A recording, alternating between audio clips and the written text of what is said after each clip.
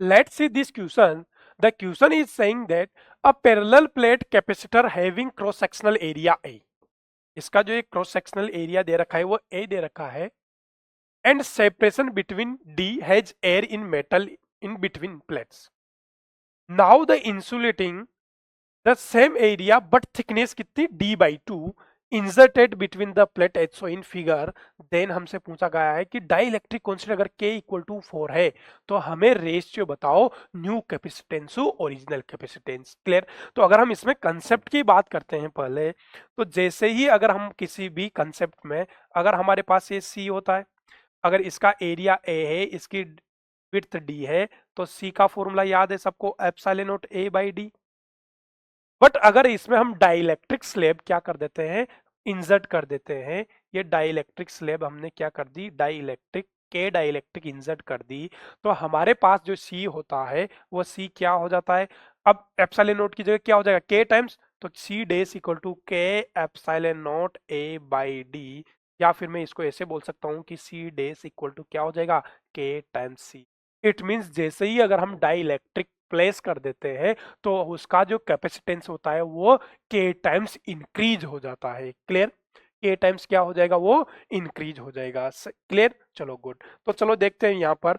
अब हमारे पास ये, इसको मैं दो कैपेसिटर मान सकता हूँ क्या, एक पहला कैपेसिटर जिसपे एयर है और दूसरा कैपेसिटर जिसपे क्या है, डाइलेक्ट्रिक स्लैब है. और दोनों कौन से कॉम्बिनेशन में, जब पहला खत्म हो रहा है जब दूसरा स्टार्ट हो रहा है, इट मीन्स ये कौन से कॉम्बिनेशन में है, ये है सीरीज कॉम्बिनेशन में. तो हम इसको ऐसे भी बोल सकते हैं कि हमारे पास एक ये C1 हो गया, अब इसका एरिया तो A है इसका, बट इसकी विड्थ कितनी है, D बाई 2, और ये दूसरा हो गया हमारे पास C2.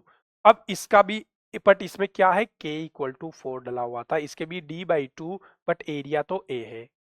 क्लियर. ये कुछ इस टाइप से हो गया कि हमारे पास, और इस पॉइंट को P बोल दूं, इस पॉइंट को Q बोल दूं, कोई आपत्ति. क्लियर. आसान. अब मुझे बताओ, अगर इनिशियल में जब कुछ भी नहीं था, इसमें इनिशियल केस में जब कुछ भी नहीं था, तो हमारे पास क्या हो जाएगा, C capacitance C equal to epsilon not A by D. Equation 1 ये क्या होगा, इसका original capacitance, original capacitance, original capacitance. Clear. Equation 1. But जब हमने इस पे इंसर्ट कर दी तो अब ये क्या बन गया है, दो कैपेसिटर की तरह बिहेव कर रहा है. तो चलो बोलो, दोनों कौन से कॉम्बिनेशन में है, दोनों कौन से कॉम्बिनेशन में है, हमारे पास सीरीज कॉम्बिनेशन में. तो इस केस में सीरीज में तो हमें क्या निकाल दें, सी इक्विवेलेंट का फॉर्मूला क्या करेंगे हम, सी equivalent C1 C2 upon C1 plus C2. चलो गुड. अब यहाँ पर C1 की वैल्यू बताओ, चलो C1 इक्वल टू क्या हो जाएगा, तो epsilon not A by D by 2. कोई आपत्ति यहाँ पर. चलो C2 बताओ मुझे जल्दी से, C2 इक्वल टू क्या लिख सकते हैं हम, C2 की अगर हम बात करें तो C2 इक्वल टू क्या हो जाएगा, अब इस पर K times epsilon not A by D2 लिख दें, कोई आपत्ति. क्लियर. अब ये C1 C2 कौन से कॉम्बिनेशन में है, सीरीज कॉम्बिनेशन में. तो इसके लिए फॉर्मूला क्या यूज कर देंगे हम सीरीज कॉम्बिनेशन के लिए, तो सीरीज कॉम्बिनेशन के लिए अगर हम फॉर्मूले की बात करते हैं तो C इक्विवेलेंट इक्वल टू क्या लिख दूं, C1 C2 upon C1 plus C2. चलो C1 की वैल्यू क्या निकाली थी अभी भी हमने, epsilon not A by D by 2, 2 को ऊपर लिख दूं मैं ऐसे, अच्छा लगता है. क्लियर. ऐसे ही C2 की वैल्यू बताओ मुझे जल्दी से, K की वैल्यू कितनी थी, 4, epsilon not A by D by 2, तो 2 को और इधर लिख दें हम, अच्छा लगता है इसे. Clear. Divided by C1 plus C2. C1 कितना था, epsilon not A by D by 2, मतलब 2D, प्लस ये कितना था, 4 epsilon not A D by 2. Clear. चलो गुड. नीचे बच्चों क्या आ रहा है हमारे पास, epsilon A by D common आके कैंसिल कर दें क्या, चलो देखो, तो epsilon A by D common आके ऊपर कितना बच गया हमारे पास, 2 भी कॉमन आके कट जाएगा, क्या लिख दूं मैं, 4 मल्टीप्लाई बाई 2 8, तो क्या बच गया हमारे पास, 8 epsilon not A by D बच गया.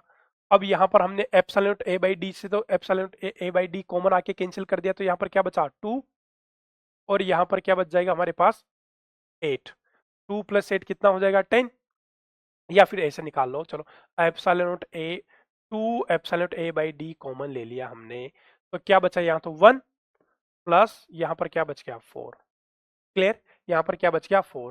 ऐसे ही यहाँ पर क्या था, ये 8 epsilon not A by D तो ये रहा, और 2 epsilon not A by D. चलो, तो 2 epsilon not A by D से 2 epsilon not A by D तो कैंसिल कर दें हम। ये 2 एप्सिलॉन नॉट से कैंसिल हो गया, कितना होगा ये 8/5 epsilon not A by D.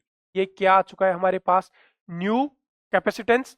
तो हमसे क्या पूछा गया था, रेशियो ऑफ, हमसे क्या पूछा गया था, ratio of new capacitance to original capacitance, और ओरिजिनल कैपेसिटेंस कितना है epsilon not A by D. तो हम क्या कर दें, new capacitance, new capacitance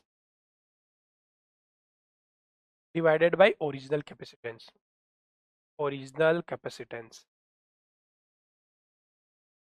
original capacitance. तो C इक्विवेलेंट अपॉन C कितना था, ये कितना आया 8/5 epsilon not A by D upon original कितना था epsilon not A by D. तो epsilon not A by D से epsilon not A by D cut गया, तो क्या आ गया 8/5 या फिर 8:5। क्लियर।